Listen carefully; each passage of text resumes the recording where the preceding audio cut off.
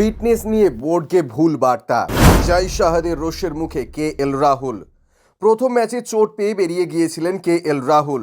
চোটের জন্য দ্বিতীয় ম্যাচ তিনি খেলতে পারেননি। তবে তাকে বাকি 3টে ম্যাচের জন্য দলে রাখা হয়েছে। তাকে দলে রাখা হলেও তিনি এনসিএ থেকে ফিটনেস সার্টিফিকেট পাননি। ফলে তাকে মাঠের বাইরে থাকতে হচ্ছে তৃতীয় ম্যাচে। এই আনফিট পেজের জন্য তিনি বিপাকে পড়লেন। বোর্ডের রোষের মুখে পড়লেন কেএল রাহুল। কিছুদিন আগে কেএল রাহুল তার ইনস্টাগ্রাম স্টোরিতে বেশ কিছু ছবি ও ভিডিও শেয়ার করেন। সেখানে দেখা যায় তিনি নেটে ব্যাটিং করছেন এবং সেই ভিডিও শেয়ার করে মাঠে ফেরার ইঙ্গিত দেন।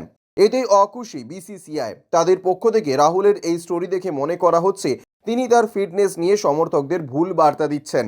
এনসিএতে প্রস্তুতি চলছে রাহুলের। তিনি চতুর্থ টেস্টে দলে যোগ দিতে পারেন। অন্যদিকে রাজকোটের দলের সঙ্গে যোগ দিয়েছেন রবীন্দ্র জাদেজা। তিনি রাজকোটের স্থানীয় ছেলে, ফলে তার জনপ্রিয়তা অনেক বেশি সেখানে। তাকে ফিটনেস নিয়ে সবুজ সংকেত দেয়নি বিসিসিআই। এক বোর্ড কর্তা নাম প্রকাশের শর্তে বলেন, কেএল রাহুল রাজকোটে এখনো আসেনি। রবীন্দ্র জাদেজা দলের সঙ্গে যোগ দিয়েছেন। তবে সবার ক্ষেত্রে ফিটনেসের ব্যাপার রয়েছে, কারণ তাদের ম্যাচে ফিট হতে হবে। বিসিসিআই এর মেডিকেল টিম জানিয়েছে যে রাহুলের চোটটা গুরুতর, তাই তাকে দলে রাখা হয়েছে। তবে তিনি ফিট নন, আর এখানে তিনি ইনস্টাগ্রাম স্টোরি শেয়ার করে ভুল বার্তা দিচ্ছেন। Bureau report, UJ news.